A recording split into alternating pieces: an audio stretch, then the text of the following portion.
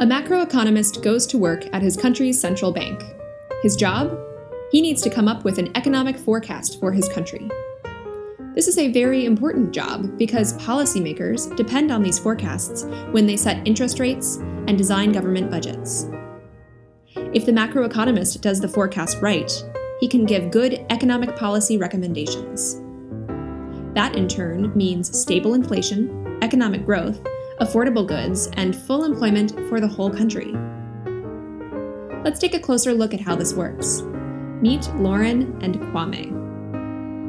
Lauren is an economist at the Federal Reserve Bank in Washington, D.C.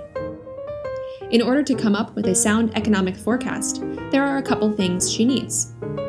First, she needs to buy some expensive software suites so she can make robust, reliable forecasts. Without these software suites, the forecasts involve much more guesswork. That would mean that the health of the whole country's economy would depend on how good she is at guesstimating. Luckily for all of us, the Federal Reserve has the resources to buy these expensive software suites so that Lauren can do her job.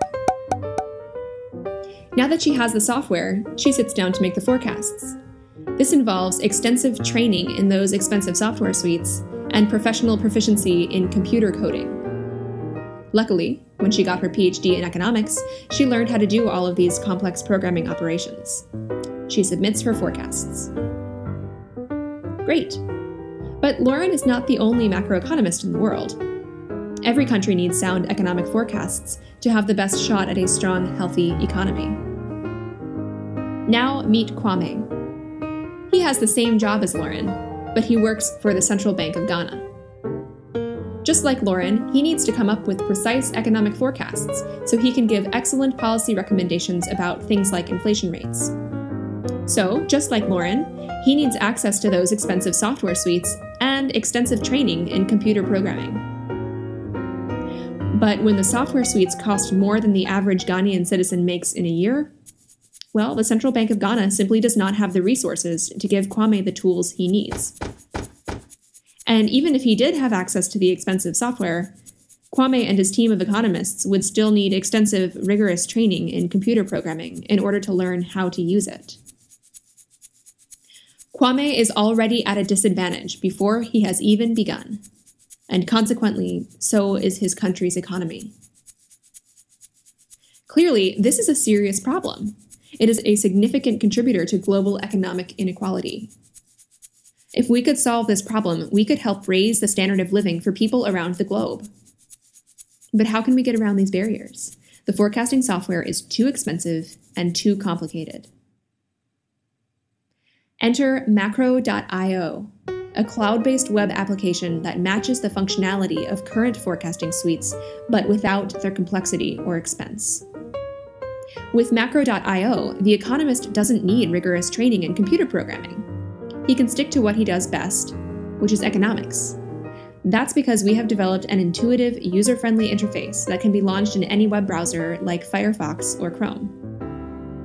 And unlike current software suites, which are prohibitively expensive for most central banks in the world, Macro.io runs on open-source software.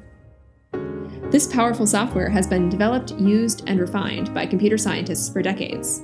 It has the same functionality, but it is free because it is open source. With Macro.io, Kwame does his own analysis exactly the way he wants to do it, the way he has been trained to do it as an economist. When he combines the algorithmic power of Macro.io with the economic expertise he already has, he creates significantly more precise economic forecasts, and his whole country benefits from lower inflation, higher GDP, more affordable goods in stores, and fuller employment for citizens throughout Ghana. Only one question remains. Once this app is developed, how will economists around the world come to use it? The International Monetary Fund, based in Washington, D.C., has agreed to house and support the app after it is built. Since the IMF already offers technical assistance and consulting services to central banks around the globe, they are perfectly placed to disseminate the app to economists and policymakers worldwide. With the help of the International Monetary Fund, Macro.io will empower economists to use the knowledge and skills they already have to improve the standard of living in their countries and in the world.